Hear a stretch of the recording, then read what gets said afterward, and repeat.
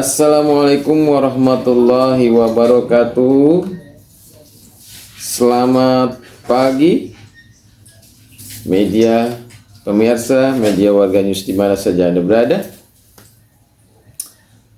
Semoga kita semua senantiasa dalam lindungan Allah Subhanahu wa taala dan senantiasa diberikan kesehatan oleh Allah agar kita semua dapat melakukan aktivitas keseharian kita yang tentu saja dengan aneka profesi yang kita geluti ya.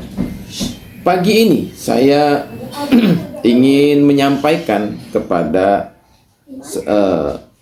pemirsa semuanya bahwa Indonesia sebagai negara dapat bertahan atau dapat mempertahankan eksistensinya apabila ya Indonesia sebagai negara mampu merawat keanekaragaman, kebinekaan yang ada atau pluralitas yang memang menjadi sebuah kenyataan di negara kita. Maka dalam hal ini sebenarnya perlu tokoh atau figur. Dalam hal ini adalah tokoh-tokoh pendidik yang berpikir universal, ya. Tokoh-tokoh yang memiliki pemahaman moderat dalam hal beragama atau moderasi beragama. Moderasi berasal dari kata moderation, yang artinya adalah sedang saja gitu loh. Artinya dalam beragama itu tidaklah harus kita itu berpemahaman ekstrim ya. Namun ya sedang-sedang saja gitu. Ya. Oleh karena itu sebenarnya Presiden pertama Republik Indonesia yaitu Soekarno pernah mengatakan bahwa jadilah orang Islam yang tetap menjadi seorang yang Indonesia. Jadilah, silakan kamu beragama Islam gitu ya, namun tetap menjadi orang Indonesia. Beragama Kristen tetap menjadi orang Indonesia. Jadi dalam kita beragama tidak harus kita itu menjadi orang, katakanlah kita sebagai orang Islam, tidak harus kita menjadi orang Arab dengan berpakaian ala orang Arab, ya seperti itu. Jadi harus dibedakan seperti itu ya. Dalam hal ini saya sangat terinspirasi dengan dua tokoh besar ya di Indramayu. Yang pertama adalah Abdul Salam Panji Gumilang, pimpinan Pondok Pesantren Az-Zaitun. Yang kedua adalah Buya Sakur, pimpinan Pondok Pesantren Cadang Pinggan. Ya sama-sama ada di Indramayu. Kedua tokoh besar ini sangat memiliki wawasan keislaman yang universal, yang moderat, ya. Jadi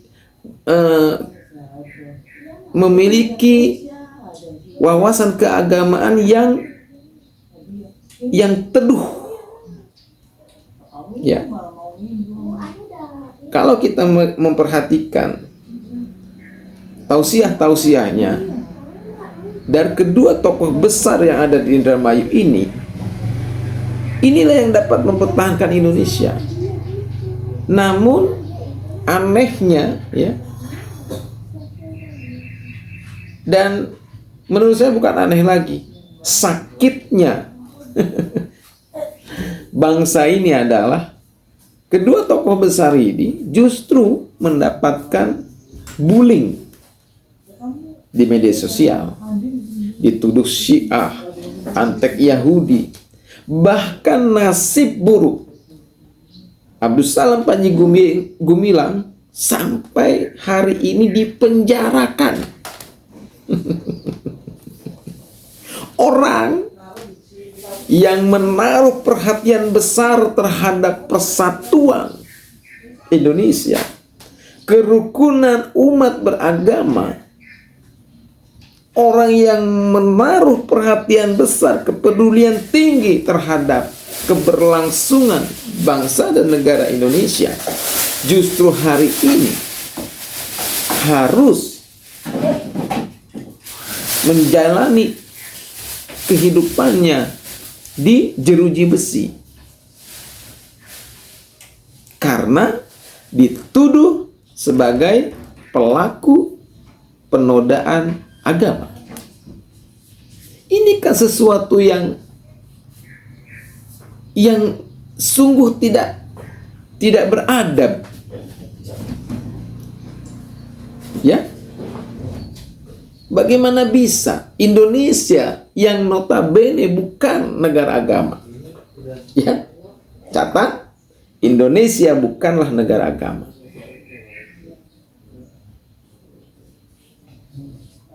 Justru kita menghindari para founding fathers kita, menghindari agar Indonesia ini tidak menjadi negara agama. Kan itu sebenarnya perjuangan para founding fathers. Sehingga adanya negara Islam Indonesia yang diproklamasikan tahun 1949 itu ditolak. Piagam Jakarta ditolak. Itu semua dengan semangat bahwa Indonesia bukan negara agama. Lalu kenapa? Lalu mengapa ada orang yang dikenakan pasal ya,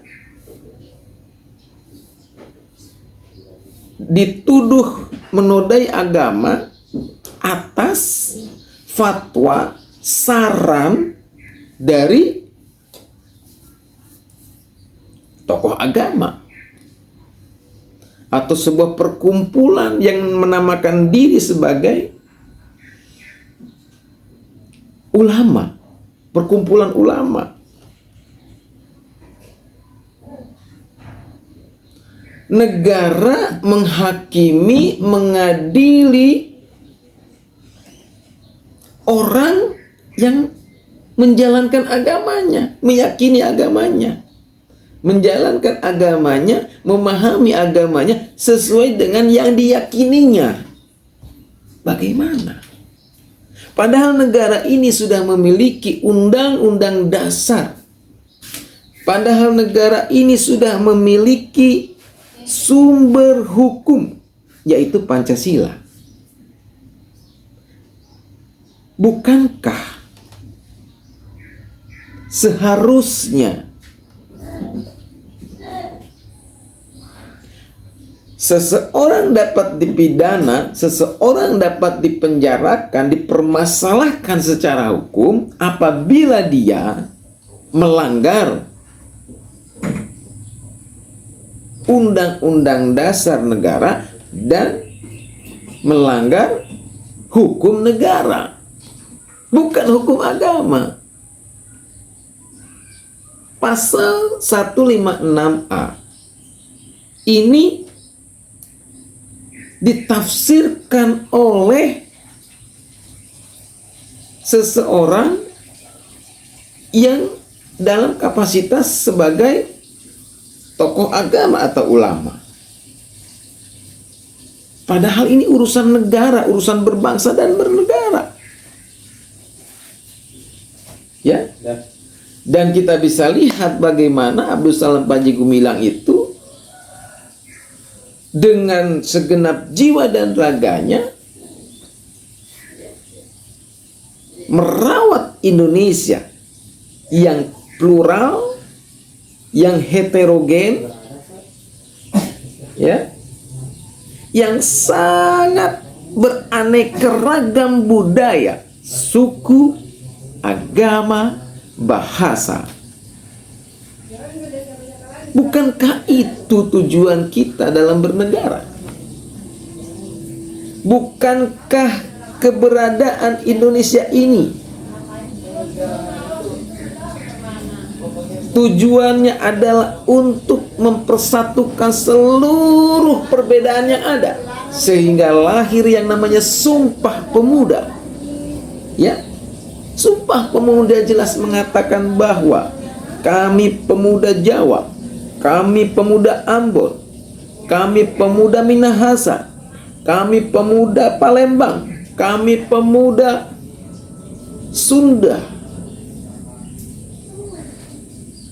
bersumpah untuk menyatu bersatu dalam satu bahasa, satu tanah air, Indonesia. Bukankah itu dasar kita hari ini berada di sebuah negara yang bernama Indonesia? Mengapa orang-orang yang ingin merawat semangat itu justru hari ini harus dipenjarakan dan bahkan akan diadili di sebuah pengadilan negara? Hanya dia berbeda di dalam memahami agamanya sesuai dengan apa yang diyakininya. Bagaimana negara, pengadilan negara menghakimi, mengadili? Bagaimana logika hukumnya? Pengadilan negara mengadili pemahaman seseorang, perbedaan pemahaman seseorang di dalam beragama. Bagaimana? Ini bahaya. Ini negara ada di ujung tanduk. Dan anehnya, tidak ada tokoh-tokoh cendekiawan-cendekiawan muslim, praktisi-praktisi hukum yang berbicara, yang mengkritisi tentang kasus yang menimpa kepada Abdul Salam Panji Gumilang. Di mana kalian semua para praktisi hukum? Di mana kalian semua para profesor-profesor hukum? Buat apa kalian belajar tentang hukum, tentang tata negara? Buat apa? Ketika kalian diam, bisu, melihat anak bangsa yang harus berhadapan dengan hukum, harus diadili oleh negara karena dia memiliki perbedaan di dalam memahami agama yang diyakininya. Untuk apa kalian belajar hukum? Untuk apa kalian belajar tentang tata negara?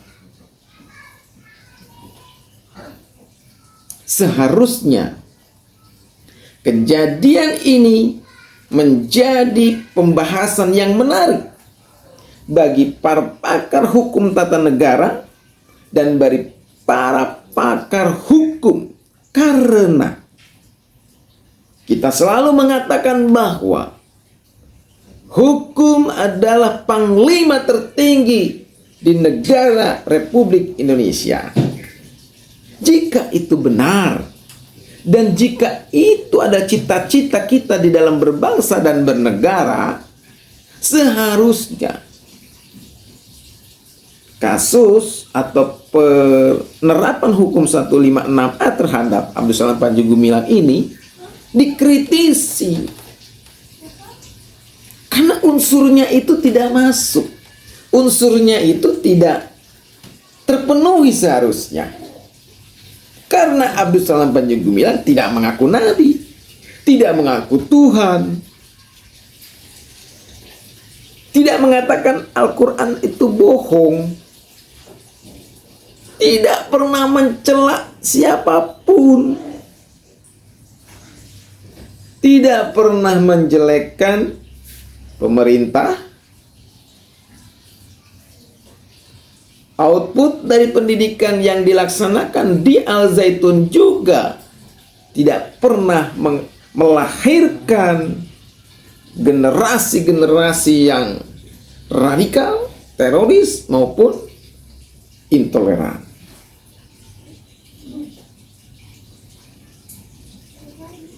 Itulah sebagai bentuk keprihatinan saya selaku jurnalis di dalam menyaksikan drama persekusi terhadap diri Abdus Salam Panji Gumilang dan Pondok Pesantren Mahat Az-Zaitun. Ada yang aneh dan ada sesuatu yang menurut saya ini adalah sebuah kebodohan berjamaah. Ya, kebodohan berjamaah bagi bangsa ini ketika membiarkan orang yang memperhatikan, mempedulikan keutuhan bangsa dan negara dibiarkan untuk diadili atas kesalahan, atas tuduhan yang sangat tidak beralasan dan sangat tidak ilmiah. Ya, kalau diuji dengan secara teori atau secara ilmiah pun tidak masuk. Ya, sudah banyak pendapat-pendapat kok dari para ahli ilmu Islam, cendekiawan Muslim. Ya, apa yang dilakukan oleh Panji Gumilang itu tidak masuk kategori penodaan agama. Mengapa dipaksakan? Dan mengapa dibiarkan?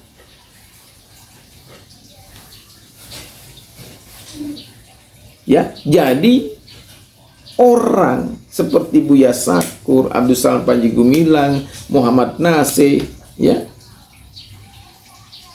kemudian Wahid Kajian Berpikir, itu kan orang-orang yang sesungguhnya seharusnya orang-orang yang berwawasan universal gitu loh, ya, moderat. Kok justru orang-orang yang seperti ini yang dipersekusi dan justru berisiko untuk dipenjara gitu ya. Bukan orang-orang yang teriak-teriak kafir-kafir ya kan? Seharusnya orang-orang yang seperti itu yang selalu meneriakkan, menolak pluralisme, menolak perbedaan, kan begitu. Hanya teriak kafir gitu kan, dikit-dikit kafir, dikit-dikit kafir. Itulah yang harusnya dipanggil oleh negara, dimintai keterangannya. Terlalu mudah mengkafirkan orang lain, menyalahkan orang lain, merasa diri paling benar, kan begitu ya. Kalau ada orang yang merekomendasikan Panji Gumilang sebagai pelaku penoda agama, berarti orang itu sudah sebertuhan. Posisinya orang itu berarti sudah memposisikan diri sebagai Tuhan yang punya hak prerogatif untuk membenarkan dan menyalahkan seseorang. Itu adalah arogan. Itu adalah disebut dengan kalau orang sudah merasa dirinya benar, paling benar, itulah sudah salah. Karena yang maha benar itu adalah Allah. Jadi semua manusia yang ada di muka bumi itu adalah setara, sama kedudukannya, sama sebagai hamba yang mengabdikan dirinya kepada Allah Subhanahu wa ta'ala. Baiklah, yang pada kesempatan ini sudah hadir di depan kita bersama, kepada Pak Buya kita persilahkan waktu dan tempat. Sekian. Assalamualaikum warahmatullahi wabarakatuh. Bismillahirrahmanirrahim. La haula wala quwwata illa billah. Asyhadu an la ilaha illallah wa asyhadu anna Muhammadar Rasulullah. Allahumma shalli ala sayyidina Muhammadin wa ala alihi wa sahabatihi ajmain. Ba'd. Mohon izin saya mau dibuka maskernya biar bebas bicara. Mohon izin. Begini, saya ingin menyampaikannya flashback. Jadi saya ingin menyampaikan kesimpulan dulu. Nanti kesimpulannya seperti ini, supaya nanti jangan ada kesalahpahaman para audiens. Kesimpulan dulu, nanti baru kita urai ke belakang. Kesimpulannya adalah nanti seperti ini. Apabila kita ingin menjadi orang yang benar, ingin belajar benar, satu persyaratannya jangan pernah merasa benar. Karena kalau orang sudah merasa benar, itu sudah tidak benar. Nabi Muhammad itu orang yang dijamin benar oleh Tuhan, tetapi dia tidak pernah merasa benar. Pesan beliau kepada umatnya, ya ayuhan nas tubu ilallah, wahai manusia bertobatlah kepada Allah. Fa inni atubu ilallah fil yaumi mi'ata marrah. Karena aku ini bertobat setiap hari 100 kali. Orang yang dijamin benar itu merasa banyak kesalahannya. Karena ketika kita sudah merasa benar, kita sudah tidak benar. Kemudian ditambah lagi, apalagi kalau orang itu merasa paling benar. Itulah makhluk yang paling tidak benar. Karena orang yang merasa paling benar itu berpotensi menyalahkan siapapun yang tidak sama apa yang dia yakini, dan dia akan bertengkar dengan siapapun yang berbeda pendapat. Dan di penghujungnya, orang yang merasa paling benar akan merasa mendapat mandat dari Tuhan yang bisa memaksa orang lain harus seperti apa yang dia yakini kebenaran. Inilah inti awal daripada radikalisme, memaksa orang lain harus seperti dirinya. Ini kesimpulan yang nantinya seperti itu. Pertama kali kita melihat kepada sosok Nabi Muhammad sendiri dengan pertanyaan, apakah Nabi Muhammad itu pernah menghayal atau bercita-cita, berkeinginan jadi rasul?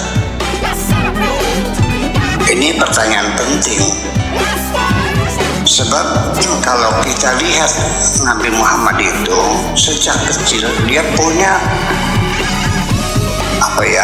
obsesi atau apa namanya itu. Dia gemar mendamaikan teman-temannya yang bertengkar.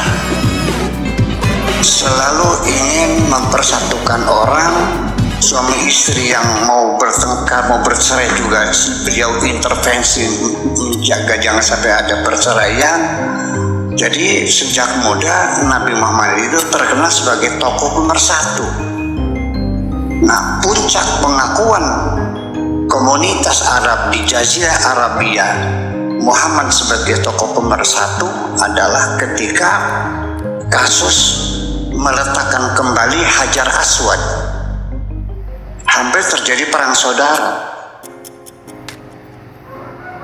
yaitu dengan cara yang sangat indah sekali, menggelarkan sorbannya, lalu Hajar Aswad ditaruh di tengah dan setiap kepala suku memegang ujung sorbannya. Selesai.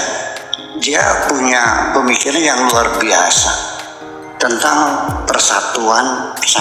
Karena pada zamannya ini perang antar kabilah, Ya, itu nanti ada sejarahnya khusus Ayyamul Arab, ya, peristiwa-peristiwa perang-perang saudara seperti kitanya tawuran tuh berpuluh-puluh tahun nggak pernah selesai perang saudara di Jazirah Arabia ini.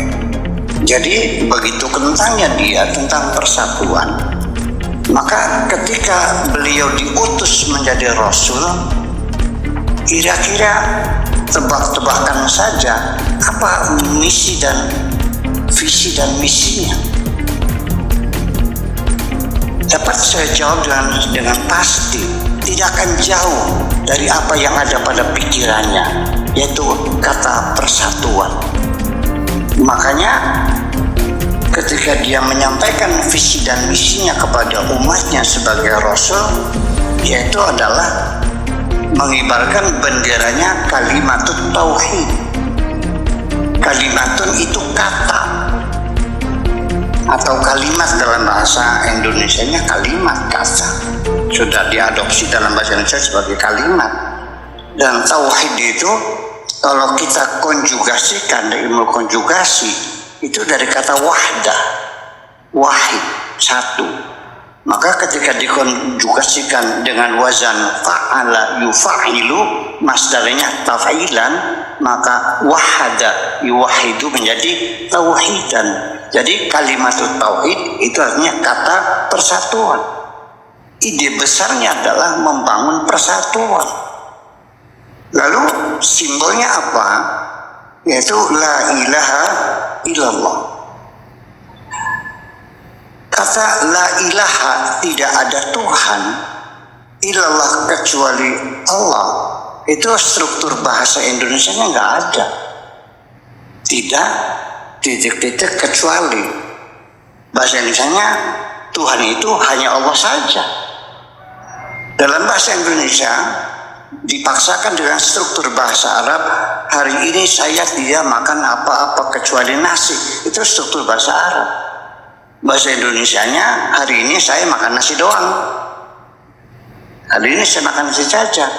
Nah, yang jadi persoalan la ilaha illallah bukan meniadakan Tuhan dan bukan mengesahkan Tuhan, tetapi kenapa? Karena la ilaha itu tidak ada Tuhan, tidak mengandung makna. Makanya ketika di pesantren ilmu tradisional, ketika memaknai la ilaha itu ada khobar yang muqaddar, yang diperkirakan. Jadi la ilaha al-ma'budu bil haqqi, tidak ada Tuhan yang menjadi majikan yang sesungguhnya kecuali Allah. Jadi bukan mengesahkan Tuhan sebagai Tuhan hanya satu, ya, tetapi yang benar-benar majikan itu hanya Allah saja. Nah, sehingga dengan ide kata persatuan membuat negara persatuan, negara kesatuan NKRI seperti ini, itu bagaimana orang bisa bersatu kalau tidak dalam kesetaraan? Karena bagaimanapun burung pun akan berkumpul dengan sejenisnya. Orang Mesir bilang at-tuyur wa ala ashkaliha taqa, atau kata orang Inggrisnya every bird will join with its flocks, akan berkumpul ke sejenisnya. Makanya untuk mempersatukan kita harus ada kesetaraan.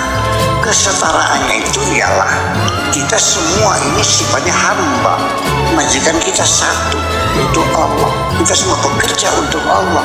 Di alam dunia nggak ada majikan, nggak ada pembantu, semuanya adalah hamba Allah.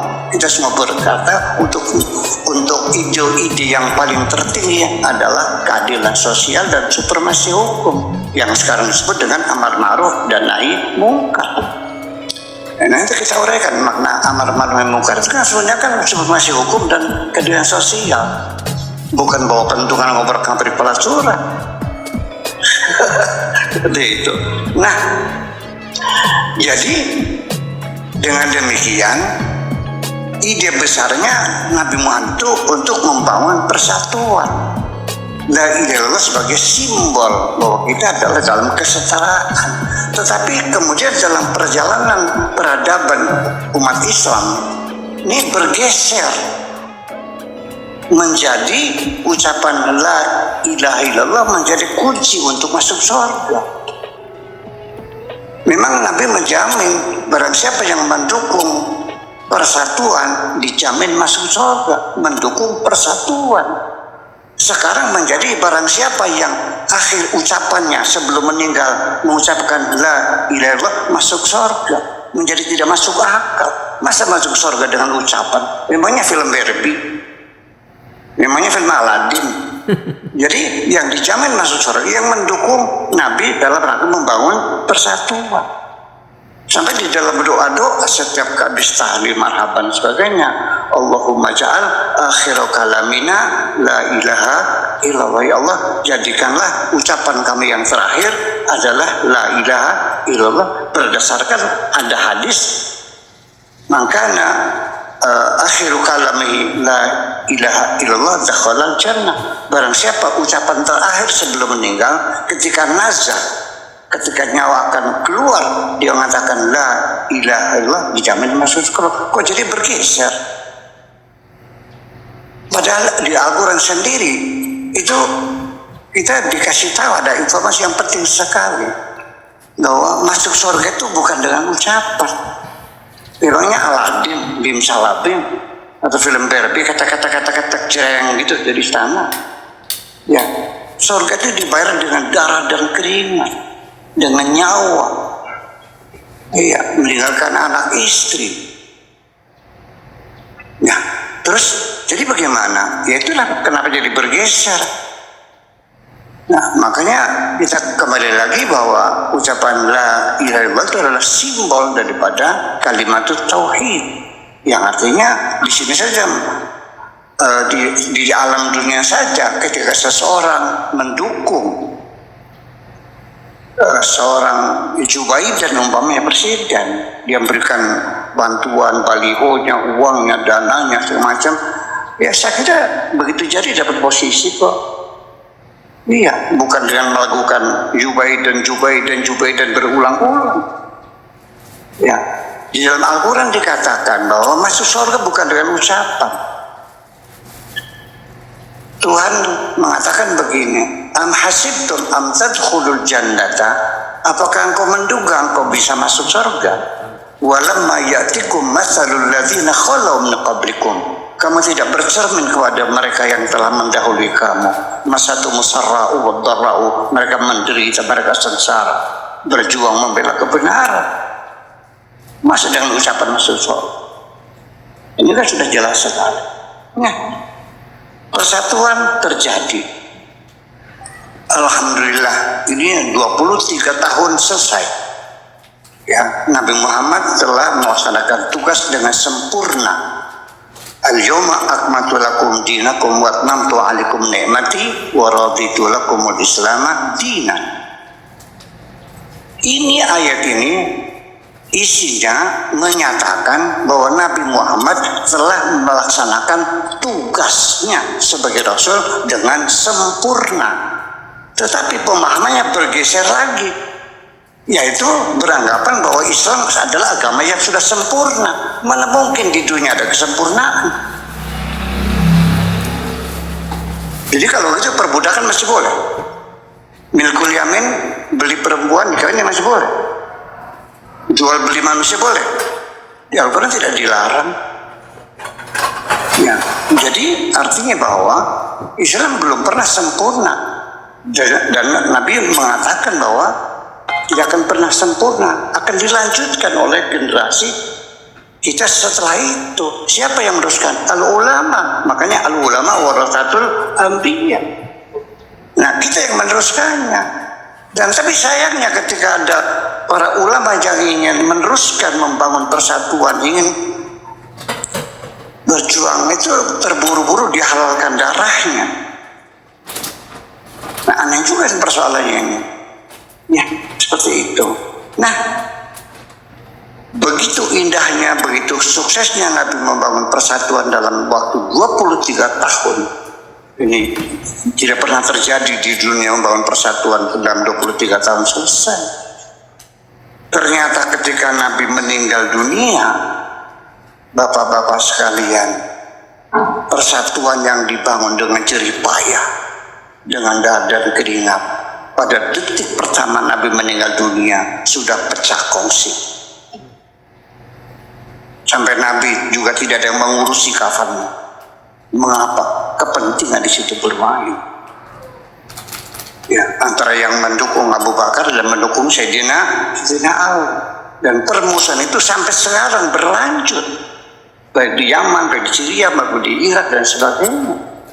Di Indonesia belum, tapi bisa berpotensi akan terjadi juga ketika kedua yang itu berkembang terus bisa antara Sunni dan Syi'i, antara Syiah dan Ahli Sunnah semacam itu. Dan sampai sekarang ini satu hal yang lucu, ya, konflik ideologi memilih khalifah antara Abu Bakar dan Sayyidina Ali sampai banjir darah sampai sekarang, saling bunuh-membunuh. Ini kan hal yang aneh. Sekarang kita sudah tidak berkepentingan dengan urusan Syiah dengan Ahli Sunnah. Itu sudah tidak kenal orangnya. Saya bukan anak cucunya kok. Ya kenapa masih kita teruskan konflik itu? Ini kan menjadi masalah. Ada apa di balik itu? Nah, jadi artinya di sini kita masih mengkaji ulang sejarah yang ditulis itu. Ini kita kembali sejarahnya adalah nanti kita bahas pada dialog nanti. Oke. Lalu seperti apa agama yang dibawa Nabi Muhammad itu dari kehidupan pribadi sendiri? Ketika umur 25 tahun sebagai tokoh pemersatu, dia dinikahkan dengan seorang perempuan janda yang usianya seumur ibu. Ya, kalau itu namanya berondong ya. Suami berondong itu usianya lebih muda, 15 tahun seumur ibunya sendiri. Dan itu dulu menjadi dulungannya Nabi Muhammad. Karena dia pernah bekerja sama Khadijah. Jadi kan agamanya Siti Khadijah ini kan disembunyikan. Apa agamanya Siti Khadijah? Yang pasti dia bukan penyembah berhala. Yang pasti dia bukan Yahudi. Agamanya apa? Tetapi kalau kita lihat dari pernikahannya dengan Nabi Muhammad tidak pernah berpoligami. Ya. Di Jazirah Arabia, Yahudi berpoligami. Penyembah berhala, musyrikin juga berpoligami. Orang Islam berpoligami. Yang tidak berpoligami agamanya apa? Nanti Bapak yang menjawab sendiri. Tetapi yang jadi pertanyaan bagi saya, yaitu ketika Nabi Muhammad SAW menerima wahyu, dikonsultasikan dengan seorang ahli spiritual. Siapa namanya? Waraqah bin Nawfal, seorang pendeta. Nabi Muhammad, Nabi kita, mengkonsultasikan wahyu itu dengan seorang pendeta. Jadi Khadijah ini siapa sebetulnya? Ini jadi masalah. Ini sebetulnya ada yang disembunyikan. Ya, jadi silakan kesimpulkan saja agamanya apa. Tidak mau dimaduk dan mengkonsultasikan wahyu itu dengan seorang pendeta. Jadi agamanya apa? Kemudian juga ketika sahabat-sahabat Nabi Muhammad itu diintimidasi oleh orang-orang Quraisy di situ, terpaksa harus diungsikan, dihijrahkan, diamankan. Kemana? Ke Habasyah, kepada orang-orang Nasrani. Kemudian apa yang terjadi? Mereka dihormati di situ. Ada apa sesungguhnya ini? Nanti kalau sudah habis waktu, supaya saya fokus menyampaikan ini, saya tidak melihat jam lagi. Tolong dikasih tahu 5 menit sebelum ini, tidak kasih tahu. Jadi saya bisa fokus.